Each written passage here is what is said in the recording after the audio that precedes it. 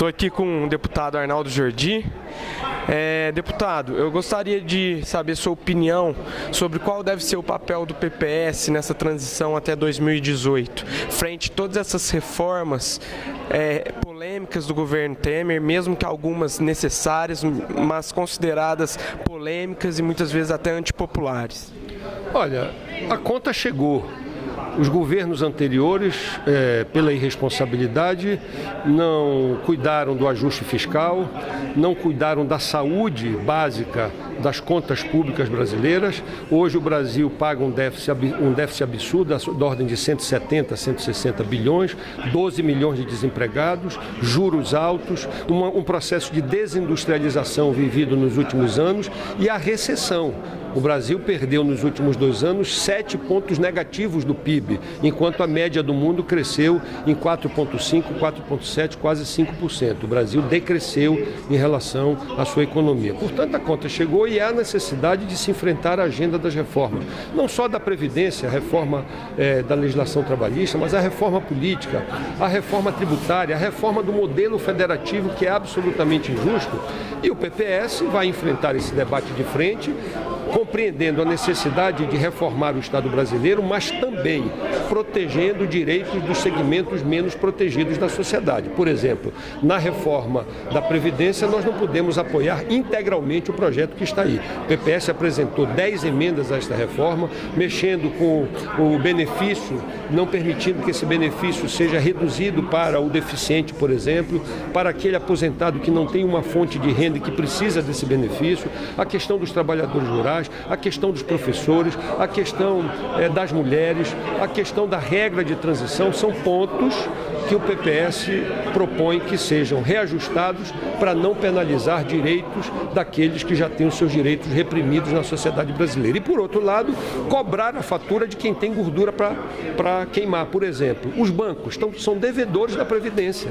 O Banco Itaú, o Banco Bradesco, a JBS, por exemplo, a Vale do Rio Doce, são grupos econômicos poderosos, ativos, que estão tendo lucros cada vez mais recorde a cada ano que passa e que não tem por que aceitar que eles continuem sendo devedores. Eles precisam também dar o seu sacrifício para ajustar as contas atuariais do déficit da Previdência. Por outro lado também, privilégios de políticos, de senadores, de deputados, de outros segmentos que hoje têm uma situação absolutamente confortável, acima da média da maioria dos trabalhadores da iniciativa privada que contribuem para o sistema geral da Previdência Pública no Brasil. O PT, mesmo com o impeachment e todas as derrotas nas últimas eleições, está se aproveitando muito bem agora dessas reformas que estão sendo polêmicas no Planalto para fazer propaganda negativa e tentar ascender no governo novamente. Como você vê esse processo?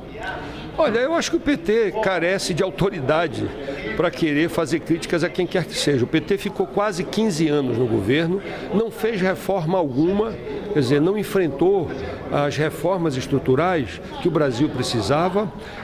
Mais do que isso, as críticas a membros hoje do governo, que estão inclusive envolvidos, ou supostamente envolvidos na Lava Jato, até ontem, no governo do PT, eram parceiros de primeiro momento, por uma escolha do PT ao PMDB para consagrar como seu parceiro. Então o PT tem a digital da crise e a digital do Partido dos Trabalhadores. Nós não temos porquê, o PT não tem porquê, tem autoridade para fazer as críticas que tenta fazer em relação a esse processo. Mas você pensa que o Lula tem força para as próximas eleições? O presidente Lula, o ex-presidente Lula, é uma liderança ainda, está envolvido aí em 5 processos de investigação de improbidade.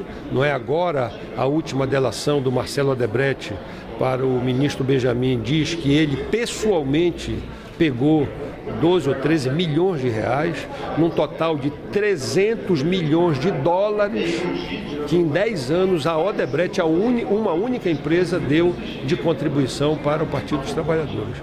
Portanto, ele, apesar de ser uma figura ainda com muita representatividade, não creio que possa vir a ser candidato. Isso é uma questão da justiça, mas eu acho que não é um peso decisivo no processo eleitoral. A influência vai ter, mas não é decisivo.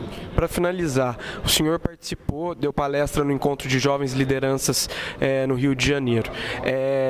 Isso foi uma ação da Fundação Astrogildo Pereira para formar novos gestores, né?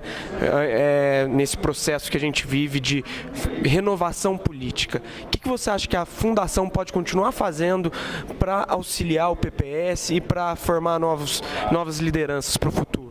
Olha, eu acho que a Fundação cumpre um papel decisivo, exatamente o que ela está fazendo, oportunizando o livre debate sobre temas pertinentes, atuais da conjuntura brasileira, nessa juventude, por exemplo, e outros segmentos da sociedade que tenham interesse com esses temas, para que a gente possa, a partir das informações, a partir do debate, possa construir um caminho cada vez mais fértil em favor da República Brasileira, em favor do seu desenvolvimento e em favor, principalmente, da justiça social. Eu acho que esse é o papel da FAP, que tem promovido essas reflexões, tem produzido, inclusive, conteúdos para subsidiar esse debate e eu acho que deve continuar nesse caminho. Muito obrigado. Obrigado a você.